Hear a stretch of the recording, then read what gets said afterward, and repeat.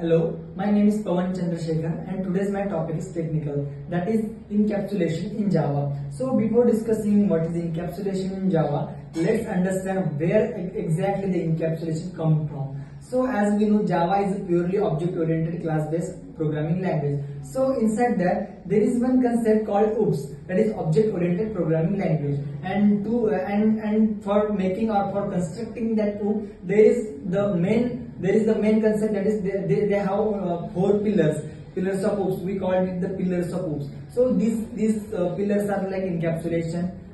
Next is polymorphism, abstraction, and inheritance. So these are the four pillars. So encapsulation is one of the pillar of OOPS inside the Java. So let's discuss OOPS briefly. Let's discuss encapsulation briefly.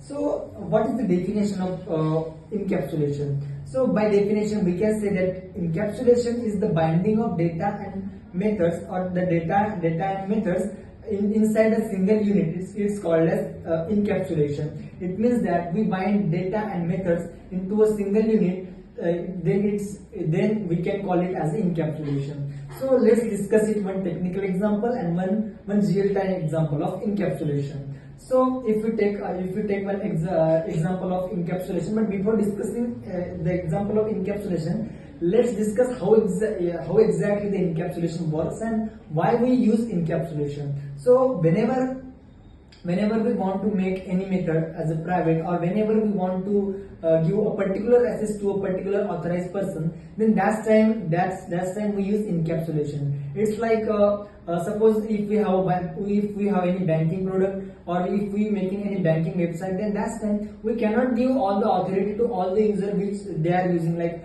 if we can just provide them an interface, or we can just provide them their particular ID and password, but we cannot provide them whole database. Then in that scenario, what we do encapsulation over there. So how we use encapsulation over there, let's discuss.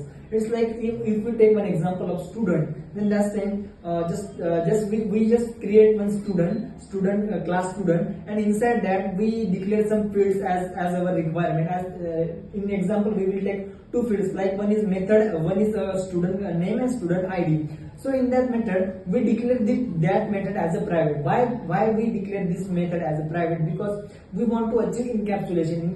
We want to achieve encapsulation. It means that we do not want to give all the access to all user. We just want to give the access to a particular authorized user. That's why we use this method as a private, so that only our authorized user or our authorized person can take access of that method. So that's why we declare this method, or we declare this field as a private, so that other person cannot access this. So just declare student name and student ID as a private. But the thing is that when we declare any method as a private, then that's time we cannot access this method outside the class. So how to access that method outside the class? Because whenever we design any application, then that's time we cannot say like we have one particular default method. So we default particular default name. So name may vary. Name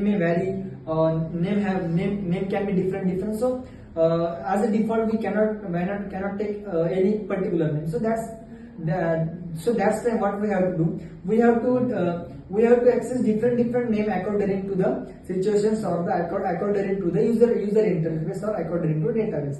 So that's time we just declare this method as a private, or this variable as a private. So whenever we want to initialize that method, then that's time we have to declare another class, and we have to just extend this method, and we have two methods to initialize this method, that is, one is getter method and setter method. So with the help of getter method, with the help of setter method, we just set the value to that name and ID, and for getting that name and ID, we use another method called getter method. So with the help of getter method, we can get the name and ID of that person. So first what we did, first we declare name and ID as a private. Then for accessing that private method, or for initializing for that private method, we use two methods, that is getter and setter. So by using setter method, we set the value, and by using getter method, we get the value. And in that way, inside a main file, what we do, we just create simply one constructor, and by using this constructor, we just simply